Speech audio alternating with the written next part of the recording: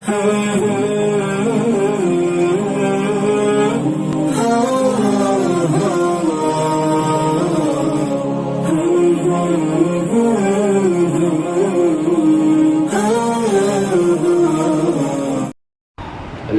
لله رب العالمين والعاقبة للمتقين والصلاة والسلام على سيدنا محمد وعلى آله وصحبه أجمعين أما بعد قال الله تعالى في كتابه العظيم والذين هاجروا في سبيل الله من بعد ما ظلموا لنبوئنهم في الدنيا حسنة ولأجر الآخرة أكبر لو كانوا يعلمون صدق الله العلي العظيم.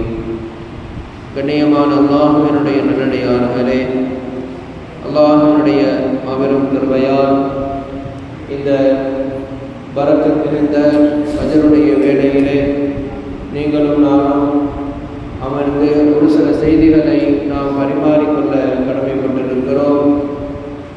இன்றைக்கு நாம் பார்க்கக்கூடிய செய்தி ஆகிறது, இஸ்லாமிய வரலாற்றிலே மிக முக்கியத்துவம் வாய்ந்த பல இரத்த கதைகள், பல வேதனை சோகங்களை புதிந்திருக்கக்கூடிய ஒரு செய்தியை நாம் இன்றைக்கு பார்க்க இருக்கிறோம்.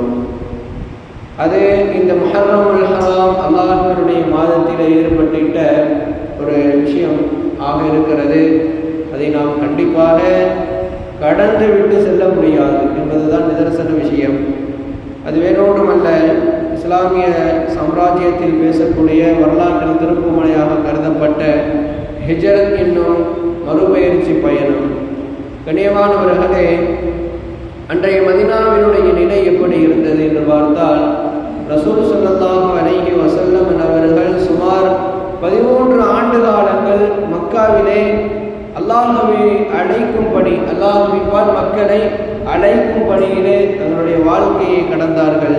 ஆனால் அந்த காலங்களில் சுமார் 13 ஆண்டு காலங்கள் பெருமானார் மக்காவிலே வாழ்ந்த அந்த காலங்களில் இடைப்பட்ட காலங்களில் குறைஷிய காஃபிர்கள் இருக்கிறார்கள் அல்லவா, அவர்கள் நபிக்கும் நபியினுடைய தோழருக்கும் பலவிதமான கொடூரங்களை இணைத்தார்கள். கொஞ்ச நெஞ்ச கொடூரம் அல்ல, அதையெல்லாம் சொல்ல முடியாது. சொன்னாலும் அதெல்லாம் நமக்கு பெரிய ஒரு விஷயமாக கருதப்படும். அந்த அளவிற்கு அவர்களுடைய கொடுமை இருக்கிறது, மிகமிஞ்சியதாக இருந்தது. எந்த அளவுக்கு குர்ஆனிலே பல செய்திகளை அல்லாஹ் ரப்பல் ஆலமீன் ஹிஜ்ரத்தை பற்றி பேசுகிறான். மேலும் அல்லாஹ் சொல்லுவான், எவர் நம்பிக்கை கொண்டு அல்லாஹ்வின் மீது ஈமான் கொண்டு நம்பிக்கை கொண்டு ஹிஜ்ரத் செய்து அல்லாஹ்வின் பாதையில் தன்னுடைய செல்வங்களையும் உயிர்களுக்காகவும் போரிடுகிறார்களோ அவர்கள் தான் வெற்றியாளர்கள் என்பதாக அல்லாஹ் ரப்பல் ஆலமீன் சொல்லி காட்டுகிறான். இந்த செய்தியை கேட்ட சஹாபா பெருமக்கள், பெருமானாருடைய அந்த வஹீயின் மூலமாக பெற்றுக்கொண்ட சஹாபாக்கள் என்ன செய்தார்கள் தெரியுமா? தங்களுடைய உயிர், தங்களுடைய பொருள், தங்களுடைய எல்லா விதமான சொத்து செல்வங்களையும் என்ன செய்தார்கள்? துறந்துவிட நினைத்தார்கள். இதையெல்லாம் அவர்களுக்கு பெரும் ஒரு செய்தியாகவே தெரியவில்லை. நம்ம ஊரில் ஒரு பிரச்சனைனா அல்லது நம்ம நாட்டில் ஒரு பிரச்சனைனா நம்ம என்ன செய்வோங்க? ஒன்று வயதில் நம்ம என்ன செய்வோம்? வீட்டில் இருந்துக்கிறோம், இல்லைன்னா நம்ம அதை பற்றி பேச மாட்டோம். அவ்வளவுதான் நமக்கு தெரிந்த தியாகம். ஆனால் சஹாபாக்கள் அப்படி இல்லை. சஹாபாக்கள் என்பவர்களுடைய வாழ்க்கை வேறு, நம்முடைய வாழ்க்கை வேறு. அவர்கள் தியாகத்தினால் பிறந்தவர்கள், தியாகத்தினால் வளர்ந்தவர்கள். அவர்களுக்கு தான் மற்ற விஷயங்கள் எல்லாவற்றும் தெரியும். நம்ம போர் நடக்குது, வாங்கணும் கூட்டா நம்ம போக மாட்டோம். ஏன்னா அந்த அளவுக்கு நம்ம உயிர் மேல வைத்திருக்கக்கூடிய அன்பு அதிகம். ஆனால் சஹாபாக்களுக்கு அப்படி கிடையாது. உயிராவது அவர்கள் துச்சமாக மதித்து வாழ்ந்தவர்கள். அப்படிப்பட்ட வாழ்க்கையிலே அவர்களை எந்த விதத்திலும் நாம் என்ன செய்ய முடியாது, ஈடு கொடுக்க முடியாது. அவர்களுடைய வாழ்க்கை ஒரு தனிப்பட்ட வாழ்க்கையாக இருந்தது. இந்த அடிப்படையிலே சஹாபாக்களிலே ஒரு குறிப்பிட்ட சஹாபாக்கள், பிலால் ரலியல்லாஹு அன்ஹு, சுமையா ரலியல்லாஹு அன்ஹா, யாசிர் ரலியல்லாஹு அன்ஹு அவர்கள், இப்படிப்பட்ட சஹாபாக்கள் எல்லாவற்றையும் செய்தார்கள். மிகவும் கொடூரமாக கொடுமைப்படுத்தினார்கள். மக்காவிலே இருந்தபோது ஹஜ்ரத் பிலால் ரலியல்லாஹு அன்ஹு அவர்கள் என்ன செய்தார்கள்? அவர்களுடைய எஜமான் காபிராக இருந்த குறைஷி காபிராக இருந்தால், இவர் இஸ்லாத்தை ஏற்றுக்கொண்ட செய்தியை கேட்டுக்கொண்ட அந்த குறைஷி காபிர்கள் பிலால் ரலியல்லாஹு அன்ஹு என்ன செஞ்சாங்க, உடல்ல இருக்கிற ஆடையெல்லாம் கலட்டிட்டு சுடுமணல்ல போட்டு என்ன செஞ்சாங்க, சித்திரவதை செஞ்சாங்க. பெரிய பாறாங்கல் என்ன செஞ்சாங்க, எடுத்து முதுகு மேல வச்சு நீ இந்த இஸ்லாத்தை விட்டுடுன்னு சொன்னாங்க. ஆனால் பிலால் ரலியல்லாஹு அன்ஹு எதையும் அவர்கள் என்ன செய்யவில்லை, பார்க்கவில்லை.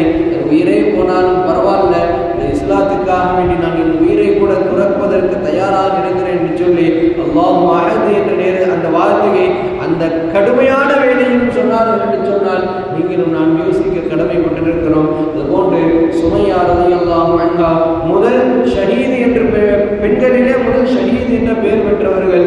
பல கொடூரமான துன்பங்கள் என்ன செய்தார்கள், அவர்களுக்கு தந்தார்கள்.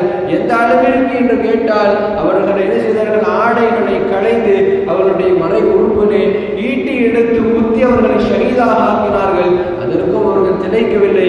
அல்லாஹ் அஹத் என்ற வார்த்தையை நிலைநாட்டுவதற்கு அவர்கள் பட்ட கஷ்டங்கள் இன்றைக்கு நாம் பள்ளிகளை அமர்ந்து சுகபோகமாக அல்லாஹ்வை வணங்கி கொண்டிருக்கிறோம். அது மாதிரி யாசிர் ரலியல்லாஹு அன்ஹு இப்படி பல சஹாபாக்கள் அவர்களுடைய தியாகங்கள், அவர்களுடைய இஸ்லாத்திற்காக வேண்டி தந்த ரத்தங்கள், உயிர்கள் எல்லாம் நாம் யோசிக்கும் பொழுது பல விதத்திலே நமக்கு பெரும் கஷ்டமாக கவலையாக இருக்கிறது.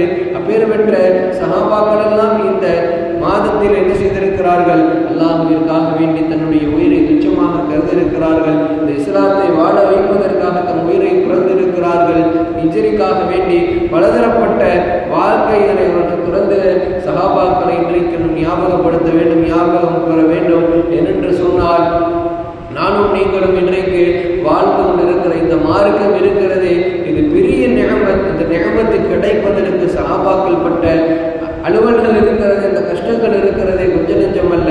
அதையெல்லாம் நாம் நினைவுபடுத்திக் கொள்ள வேண்டும். அவர்களுக்காக வேண்டி, இந்த சஹாபாக்களுக்காக வேண்டி நாம் பிரார்த்தனை செய்ய வேண்டும். அவருடைய பாவங்கள், குற்றங்கள் மன்னிக்கப்படுவதற்காக வேண்டி நாம் அவர்களுக்கு என்ன செய்ய வேண்டும், பலவிதமான துஆக்களை செய்ய வேண்டும். அவர்களை நம்முடைய வாழ்க்கையிலே ஒரு முன்மாதிரியாக எடுத்துக்கொள்ள வேண்டும். தியாகங்கள் என்ற அடிப்படையில் இல்லை என்றாலும் கூட அல்லாஹ்வை ஈமான் கொண்ட விஷயத்திலே அல்லாஹ்வை எந்த நேரத்திலும் எந்த கணத்திலும் அவர்கள் விட்டுக் கொடுத்தது அல்ல. ஏனென்று சொன்னால் அல்லாஹ்வை அவர்கள் அவ்வளவு நேசித்தார்கள். இந்த சஹாபாக்கள் அவ்வளவு போற்றினார்கள், புகழ்ந்தார்கள். அந்த மாதிரி நாமளும் நம்ம ஈமான்ல வலுவாக இருக்க வேண்டும், பலமாக இருக்க வேண்டும்.